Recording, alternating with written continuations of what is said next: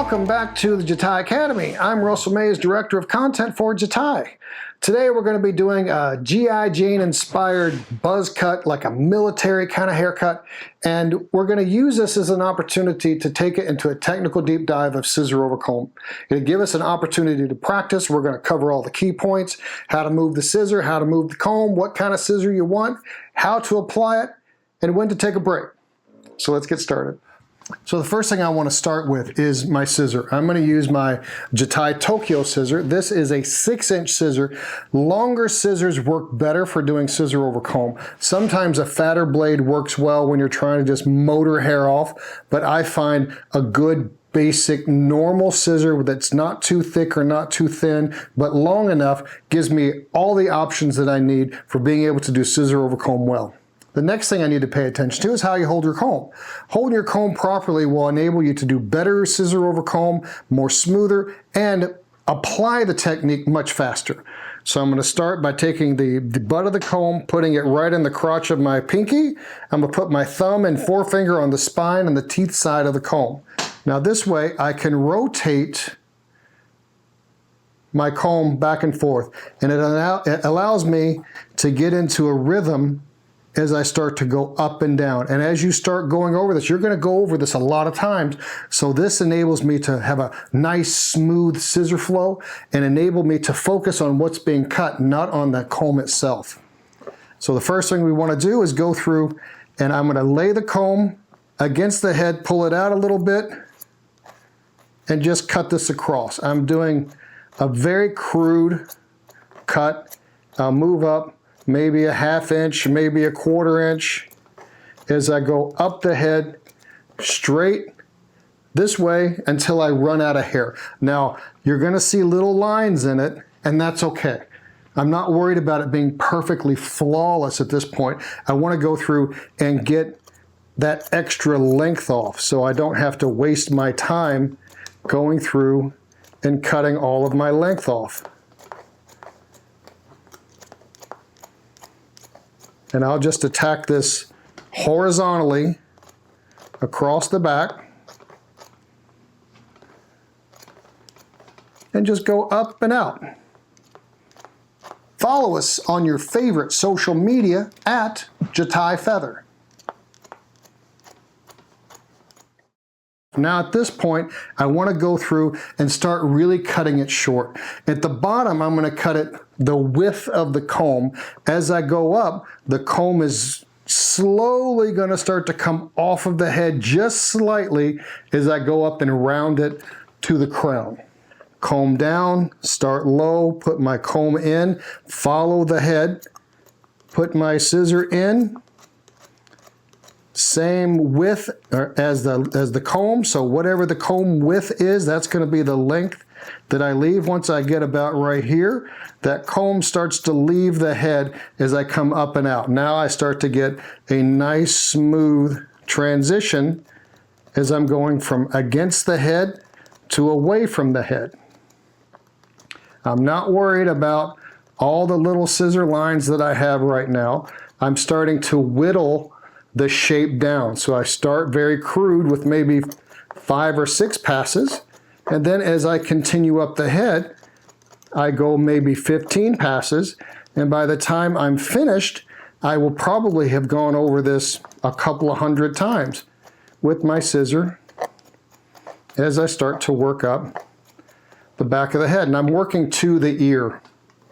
Now I'm going to change my comb to something that's a little more detail oriented. The bigger the comb, the more crude the shape is. The smaller the comb, the more detail I'm focusing on.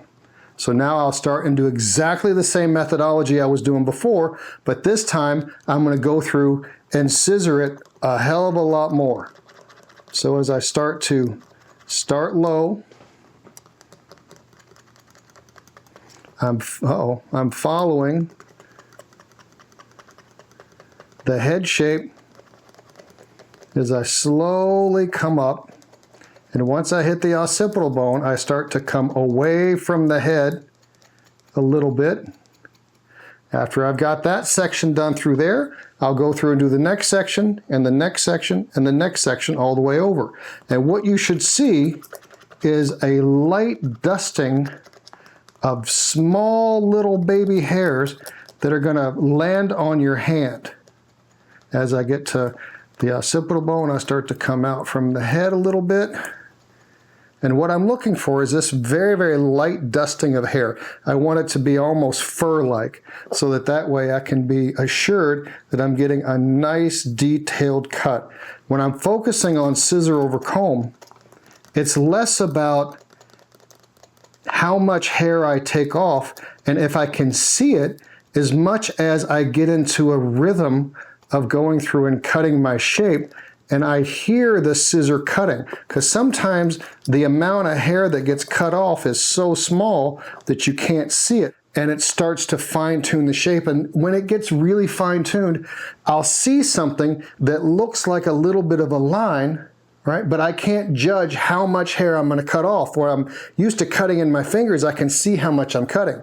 Here I can't see, so what I have to do is go through and just trace what's already there.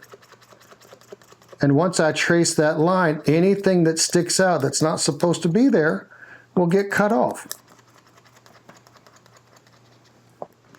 Now we're starting to get a nice soft shape through there.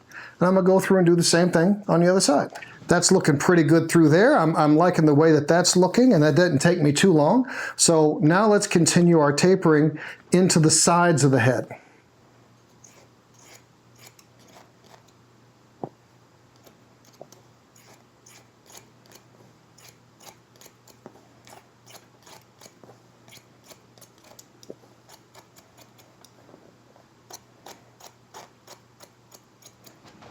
Just going through and crudely starting to whittle my shape in and down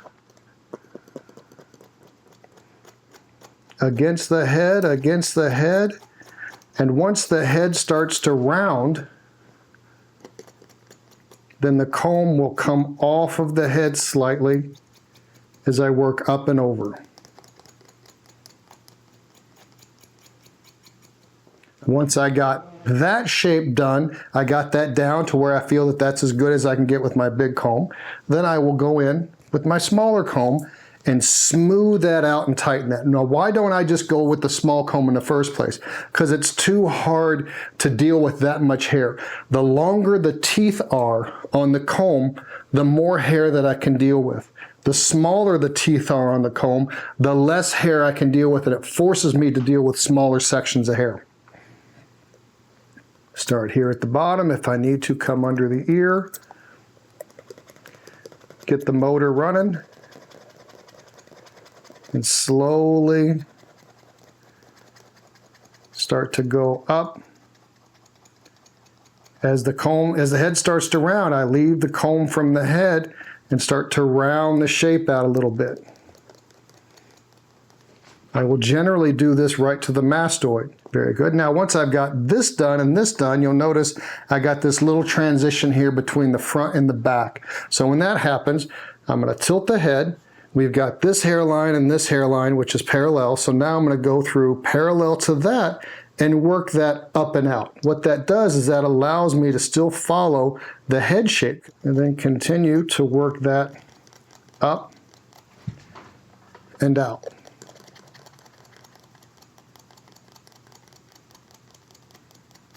So I'm pretty comfortable with that. Now we're going to go through and do the same thing on the other side.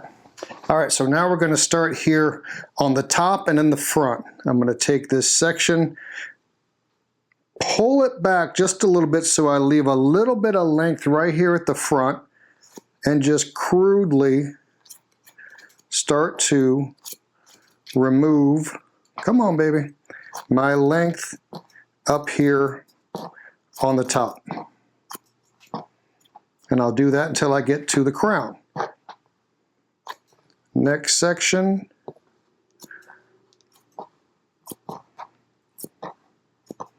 And I'm doing the same sort of methodology that I was doing underneath. It's just now I'm working from the front, going back, and then I'll work on the sides, blending into the top.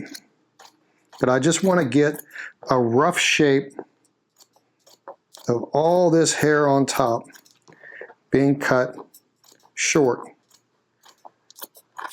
So what I'm going to start doing is just going through and working in little pie sections just to go from short and rounding my shape out.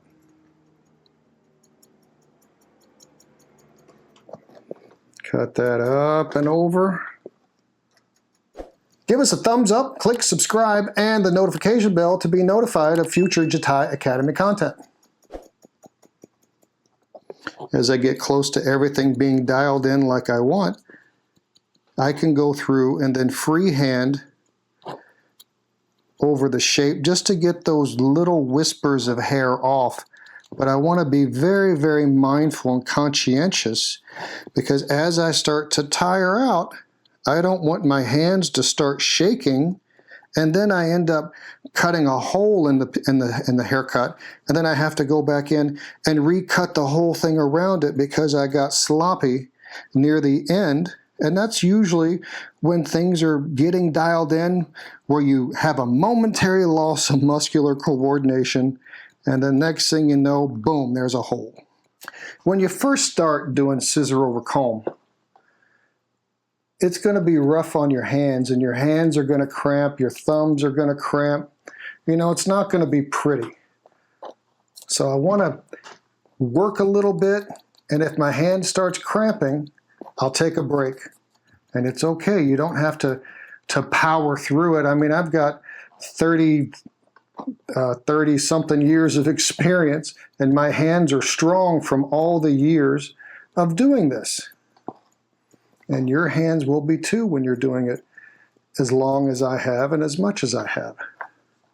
Practice, practice, practice, practice. The key to this technical deep dive about doing scissor over comb is the flipping of the comb, the motoring of the scissor. Make sure you have a blade that's long. If it's too short, it's going to take you forever. A longer blade allows you to cut through more hair at one time than a smaller blade. Smaller blades force you to deal with small sections.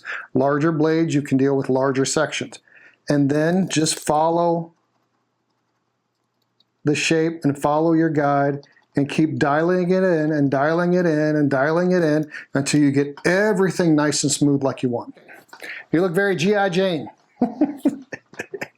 Anyway, all right, I hope that this technical deep dive has helped you, picked up some pointers. Practice, get your hands strong, and you'll be able to do it great as well. Please check out the Jatai Academy. There's all kinds of fantastic information on there that will make you a better hairstylist or barber. Also, let us know what you'd like to see in the future, and we will see you next time. Thank you so much.